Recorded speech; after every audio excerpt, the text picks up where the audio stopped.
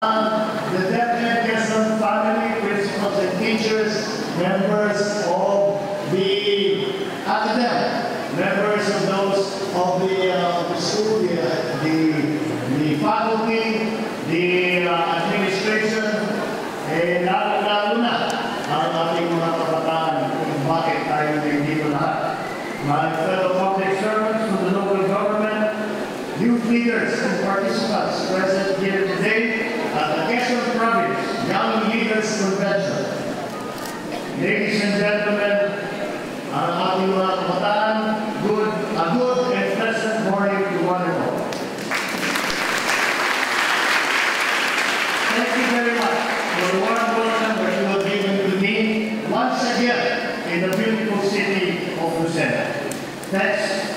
I would like also to commend the board member for having invited me here to the Quezon Province Young Leaders Convention and for giving me the rather daunting task of speaking about leadership and government and youth empowerment among the youth leaders of Quezon Province.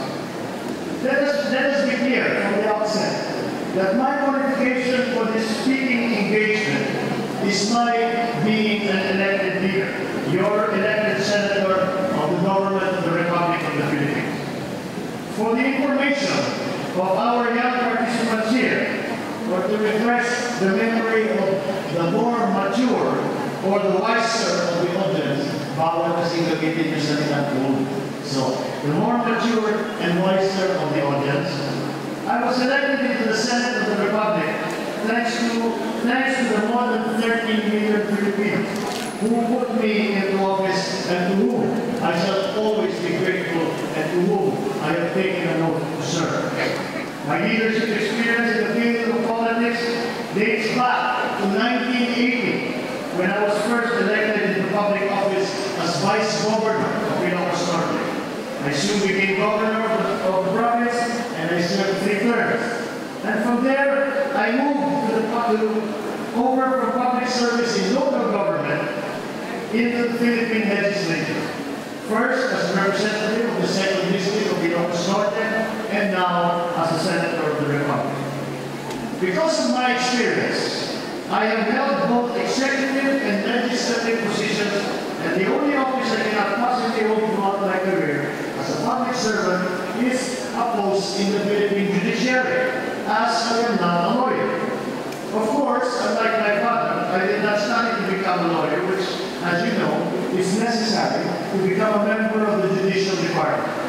Not that I did not want to be part of the prestigious judicial department. I would have tried had I been blessed before time, but it's just that with the accident of history, it did not afford me the opportunity to pursue legal studies. Siguro sa edad ko ngayon, masyado na rin siguro ako matanda para mag-aral ng kabulasya.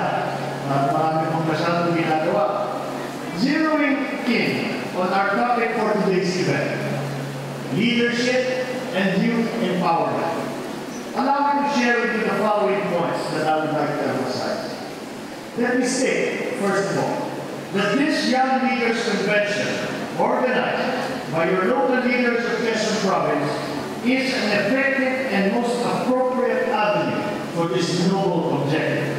It is akin to a leadership seminar, which is a common offering in corporate organization, but is only now being, as we see around the country, being sponsored by the local governments specifically geared towards youth in public service. Because of this, the local government of Quezon proves that it remains steadfast in the constitutional obligation of the state to encourage the youth to be involved in public and civic affairs in recognition of their vital role in nation building. Bakit natin sinasabi na mahalaga na masimulaan ang pagsasanay ng ating mga kabataan sa trabaho sa pamahalaan? Dahil sinasabi ko na kadalasan ang may pangansagot sa atin at mga kabataan, malayo ba yan? Matagal pa naman yan at baka naman hindi kami papasok sa servisyo publiko.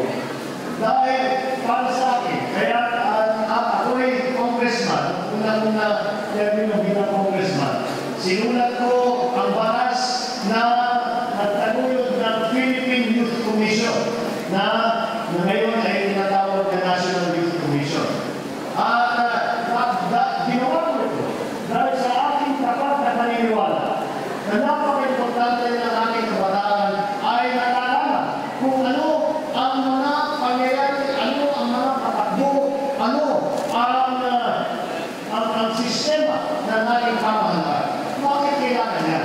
dahil sa aking palagay, napaka-importante, napakahalaga para sa ating bansa na matibay, masigla, at malawak ang tinatawag na youth movement. Kailangan ang nakiusan ng mga kabataan ay maging bahagi ng ating pamahalaan. Dahil ang ating mga kabataan ay kailangan na magkaroon ng boses sa ating pamahalaan, magkaroon ng boses sa lahat ng mga usapin na mga opisyal tungkol sa kabataan. Bakit ko nasasabi? Una-una, ang Pilipinas ay isa sa pinakapagsilang tinikan natin yung average age. Ang Pilipinas ay isa sa pinakabatang bansa sa buong mundo. The Philippines is a very young country.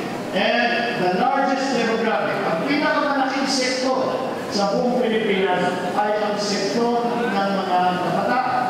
At hindi natin masasabi na tayo ay tunay na demokrasya kapag ang pinakamalaking sektor at sa panagay ko, sa isa ay maraming nagsasabi ang pinakamahalagang sektor na ating bansa ay walang boses. Kailangan magkaroon ng boses. Kailangan masigurahan ang inyong paglalahok sa mga issue tungkol sa kabataan. At dahil una-una, kayo ay ang kabataan, pagka kayo ay nagkaisa, pagka nakataon na ang buong ang lahat ng mga kabataan, lahat ng mga kasama sa youth movement, nagkaisa. Kaya tayo nito maghalap na kahit na anong isa. Kaya nito maghalap ng barangay cap, ng barangay official, kaya nito maghalap ng mayor, ng governor, hanggang sa Pangulo, mga senador. Kaya makikita ninyo na gano'ng katibay, gano'ng kahalaga, gano'ng importante, gano'ng kalaki ang sektor ng kabataan. Pangalawa, kailangan na marinig ng pamahalaan kung ano ang mga issue, kung ano ang mga problema hinaharap ng mga kabataan. Dahil ang mga problema hinaharap ng mga kabataan ay nakakaiba at hindi naiisip na mga nakakatanda. Sa inyo, meron kayong issue na lumalabas lamang kapag ikaw ay estudyante, kapag ikaw ay bata pa, kapag ikaw ay hindi pa pumapasok sa trabaho, kapag ikaw ay nag-aaral pa, lahat ito ay binigyan natin, sinasabi natin, kapag nakakatanda ka na, hindi mo na naisip. Kaya ito mga bagay-bagay na ito mga problema hinaharap sa ating mga kabataan ay dapat naman marinig sa pamahalaan para mabigyan ng solusyon ang inyong mga problema, ang inyong mga inakalala na mga issue tungkol na sa inyong pamumuhay. Pangatlo, ay importante na magkaroon ng boses ng kabataan na nasimulan na ang pag-aaral sa paano ang patakbo ng ating pamahalaan. Dahil hindi naman siguro wala naman, may darating din ang panahon na kami mga nakaupo ngayon sa mataas na posisyon, kami na nagdidesisyon ngayon, ay lilipas din at magdadating ang araw na kayo na ang dapat na nabuko doon dito sa mataas na posisyon. At kailangan pagdating ng araw na yun, kayo ay handa na para ipagbibigay ng servisyo. Alam na ninyo kung ano ang gagawin pagka may problema. Alam na ninyo kung sino kakausapin. Alam na ninyo kung ano ang sistema ng pamahalaan. Nang sa ganoon, makakatulong kayo sa inyong mga kababayan.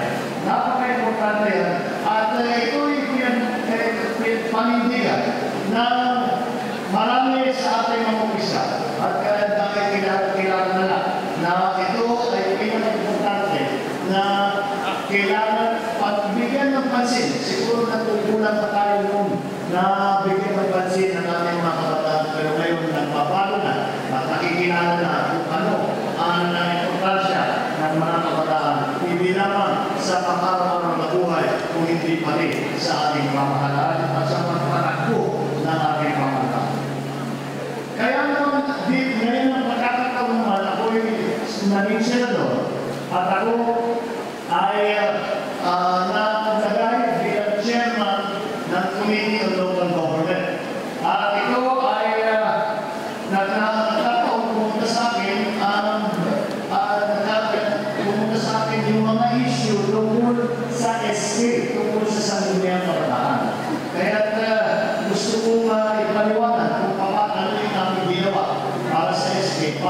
mas maganda ang kilusan ng mga kabataan dito sa Pilipinas. Noong nakaraang taon, marami tayo narinig, pinapati ko sila sa mga kabataan, pinapati ko sa SK, may sinasabi, ang polis na lang yan, tanggalin natin yan. Dahil wala nang nagagawa yung mga bata, wala naman sila nagtutulong, at wala naman sila tutulong. At ang tumatagulan sa SK, mga anak ng mga opisyal, anak ng mga elected official, sila lang. Wakil yung mga ibang bata, nawawala na lang ng galang. Kasi sinasabi, hindi natin kaya tanabalin ng anak ni Ray, hindi natin kaya tanabalin yung anak ni Kapitan. Kaya bukod pa doon, ang isang pinakamasakit na sinasabi kung sa salunin ng kabataan, ay ito na lang, bakit pa natin nilalagay mo, naging punggal ng corruption na. Dahil yung bata na ininigay dyan, tinutulungan lang ng mga matatanda, paano maging corrupt? Sabi ko, bakit nyo naman nalurusahan ang mga bata? Bakit nyo i-abolish ang SK? Bakit nyo tatanggalin ang boses ng kabataan sa pamahalaan? Hindi naman, wala naman kasalanan ng mga bata. Kung sila naging corrupt, hindi naman sila pumasok na corrupt. Naging corrupt naman sila dahil tinulungan sila ng mga matatanda. Bakit? Sa inyo? Yung mga bata, may corrupt na dito? Wala. Nadadala na natin minsan yung mga iba. Dahil marami naman nakaligid at tinutuwa. Kaya dahil sa atin namin, huwag naman i-abolish. Kung pakita natin ang mabuti, kung ano yung mga problema ng SK, ayusin natin yung problema niya. So, kaya naman maging napaka-importante kasi natin namin magandahin na natin ang sistema na kilusan ng kabataan. At ito ang aming ginawa. Meron kaming ginawa na SK Reform Bill na binago natin ang sistema ng SK. Una-una, pinatan namin yung bilat. Dahil sinasabi nila, yung SK 15 to 17 ay hindi naman hindi silang laging natarasan. Ito pumapasok pa, hindi mabigyan ng atensyon yung kanilang mga katungkulan nilang opisyal. Kaya pinalitan namin yung age range. Ngayon, mula sa 15 to 17, naging 15 to 25 na. Kaya hanggang 25 years old, pwede na gawin na, pwede pa tumakbo bilang SK. Bukod pa rin, sinama na natin sa sistema lahat ng mga NGO na talagang importante na kilala, na accredited, na tumutulong, na matagal na tumutulong sa kilusan ng mga kabataan. At pangatlo pa doon ay ginawa namin ang pinaka-mabagsik na anti-dynasty provision. Ano yung sabihin ng anti-dynasty?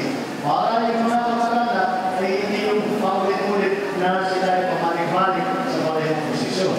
Kaya ang ginawa namin sa SK ay ginawa namin ang anti-dynasty bill.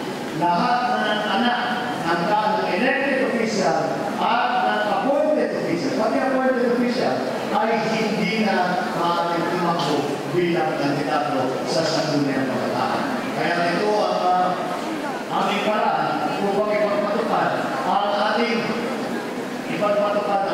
ipinanako sa ating mga kabataan. Ay sana naman, ito ay matapos na ang mga namana ng ating mga kaibigan.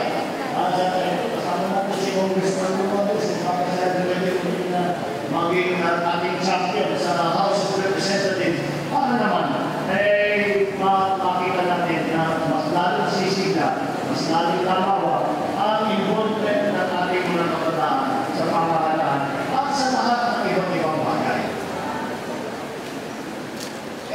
It is good to have such conventions that we are having today, because the opportunity for formal education on how to be a good leader and how to hone one's skills as a leader does not come often if it comes to talk. In fact, what commonly happens is that leadership training tends to be OJT, on-the-job training or crash course. This is because the opportunity to lead comes often unpredictably. Minsan hindi inaasahan na kailangan tayo sa isang posisyon bilang isang leader. Sometimes it may happen that we assume certain positions of leadership and we did not even realize it at all. The most appropriate example that I say of accidental leadership, which all of you young people here can relate to, is in our homes sa ating mga tahanan. Ang ating mga magulang, hindi ba? Sila ang pinaka-malilinaw at pangunahing halimbawa ng mga leader o pinuno sa loob ng ating mismong mga tahanan.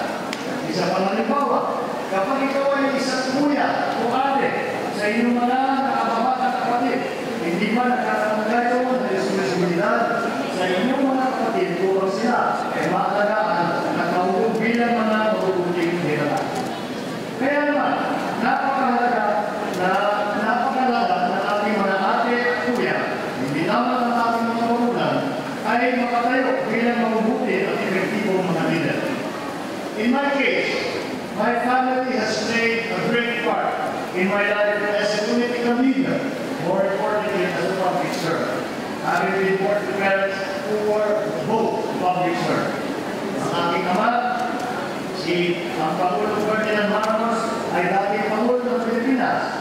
Ang aking ina ngayon ay siyang representative sa congresswoman ng 2nd District ng Ilocos Norte. Besides being a former legislator in the province of Leyte and a Minister of Human Settlement. Ang aming panganay, si Gov. Aimee, ay gobernador ng Ilocos Norte. Ang aming bunso, si Irene, ay wala hindi tayo magdalo sa politika, but make no mistake, she is also a leader in her own right, in her chosen field, outside politics. At alam mo rin naman, na ang mga bunso ay kadalasan ay tila mga hostil, mga prinsipe at prinsesa sa ating mga kabahayan. Yung po ang lahat, maging sina ate at kuya, ay ganoon din sa pamilya namin. I can say with great pride that our parents have really undergone intensive training and seriously educated themselves in the virtue and practical nuances of leadership, which has enabled them to excel in and in turn pass them on to their children. Kaya naman ako na inyong lingkod ay nagsisikap na palaging pagbubutihin ang aking trabaho bilang isang senador at public servant.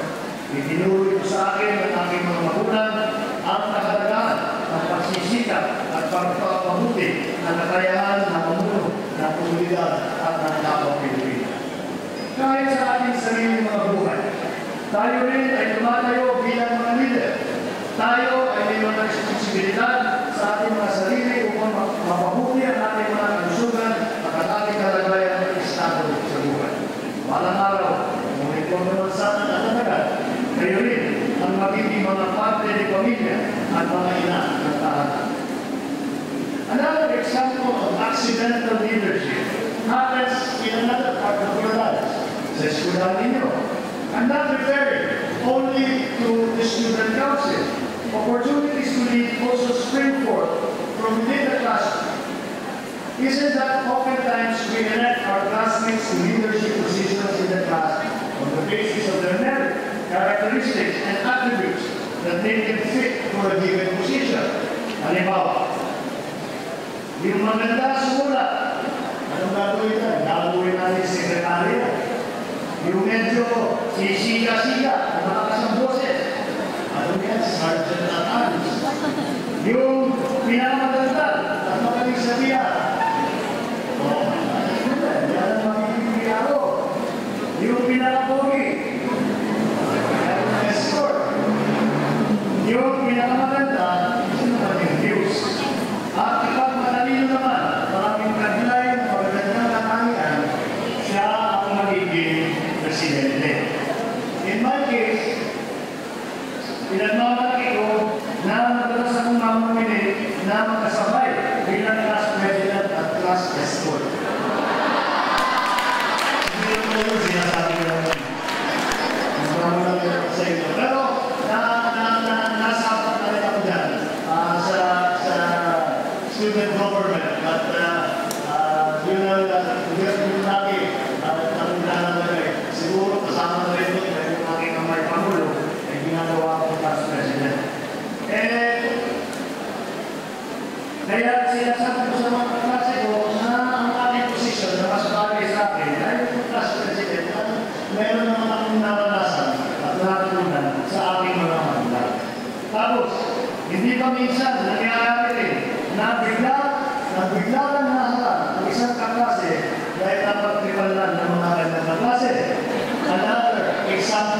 accidental leadership. These situations of accidental leadership did happen, is happening in our lives. We really have to rise to the occasion and measure up to the expectations and demands of our brothers, our sisters, our classmates. It is precisely for this reason that I submit that leadership training is important. The sheer potential to influence, to shape minds, to mobilize, is reason enough not to give leadership to chance. Kung sasabihin mo, bahala na si Batman. Mentally informed, rock and roll to the world approach. Hindi ko po yan mandang at pinag-usapan ang leadership. Sa mga kabataan leader na narinig kayo, kahit anumang sitwasyon o sirkunstansya, aangat kayo sa ibang inyong mga kasama at lalabas ang talabas ang inyong mga angking katakian bilang mga pinuno. At mainam ganito malaman na aga sa inyong buhay ay mulat na kayo sa inyong potensyal. Upang malaman ninyo na maaga na dapat kayong magsisikap para upang pagpili ang iyong tinatay. Akin naman ay pinapala ng aking pinapamalas sa lahat ang katangian ng pinuno ay ang integridad. Ethical principles and standards are a must for our leaders, more so for our youth leaders who now find themselves thriving amongst a multitude of crooked models that plague our society today. Na para ngayon sa panahon natin ngayon ay yung mga kabataan na madalas kayo makakita ng mga hindi nais-nais na pangyayari na ginagawa ng mga karatas ng Rizal na namumuno sa ating mga mataas na posisyon, namumuno sa ating bansa. Sana naman, hindi ito ang susunod ninyo na ang modelo kung hindi ang pagpatuloy na pagpaganda at paglala sa inyong sarili na ang integridad ninyo ay yan ang isang katangian na huwag kayong papayag na pupunin sa inyo. Napakalungkot naman kung itong mga kikita ninyo mga masasamang halimbawa, dahil sa kanila nakakapulot yung halimbawa ang ating kabataan. All these are essential leadership qualities because of the kindred concept or process of accountability. The leader is answerable to his or her followers or the community being led. Kapag ang ating mga leader ay hindi pinagbubukihan ang kanilang trabaho, mawawala ng tiwala at kanilang mga tagasunod. Kapag mangyari yun, maaaring mawala na rin tuluyan ang pagkakataon nila sa mga mundo. Sayang naman ang pagkakataon na binigay sa kanila. This merging and renewal process in the leadership relationship is more often than not a painful and sometimes excruciating exercise. But it is not only natural, it is necessary. Kaya naman, tulad ng nagpapahalagaan ng pagtitipon natin ito. Ang mahal pa lamang, dapat ay dibuhok na natin ang mga kabataan sa komunidad na may potensyal at kakayahan ng mundo. With this Young Leaders Convention, the leadership of Quezon Province, through its main organizer, board member Ortiz, makes a conscious and hopefully sustained effort to provide an enabling environment for emerging young leaders in the community to be trained and educated in the craft, in the virtues of leadership, and ultimately to improve their skills and excel in their own professions and organizations. Napaka-importante na nagkakaroon ng ganitong pagkakilala sa importansya ng ating mga kabataan. Kaya ay mabuti na lang at ngayon, kahit yung hindi lamang yung mga youth leaders, kung hindi pati na, ang mga mas nakakanda na liderado ay kinikilala na kung paano na kailangan na masimulan yung maaga pa ang pagtuturo, pagsasanay ng ating mga kabataan. May I state in the presence of the youth leaders of Quezon that as an elected leader of this country, it is my credo to always bear in mind and keep primordial the trust given to me, not only by the ones who have voted for me, but by the entire Filipino people. In this leadership, the trust of the Filipino people is my guiding light, is my guiding star, and my moral compass in maintaining integrity and focus as a public servant. In going about my work, it is in my consciousness that I will always strive for integrity, preserve, and to not tarnish and undermine the trust given to me by the people. This sentiment, this thought, this principle must be ingrained in every single one of you. Not only those of you who will be taking up leadership positions, but all of you who will become productive and useful and valued citizens of our country. It is my solemn assurance to the Filipino people who have trusted me that I may safely hope that they may be inspired into action and together with me and partnering together we improve the life and those who are, we improve our life and those of our country. Allow me to share a quote that is close to my heart and for me confirms everything that I spoke about here. But you know, this is how the quote goes. No matter how strong and dedicated a leader may be, he must find root and strength amongst the people. These words were uttered by no other than my father, President Ferdinand Marcos, who I consider my mentor, the big influence in my public service and leadership, both in my vocation and in my family. I hope that you too will pick up the valuable lesson in leadership that is embodied in this few but profound words. Keep those words apart. And when you find yourself as a leader, in a leadership position, accidentally or otherwise, be guided by that principle always. Bago ako magtapos, ulitin ko na tunay ng isang malaking panalang na makasama kayo lahat sa pamangkin. Mabuhay ang ating mga kabataan leader mula sa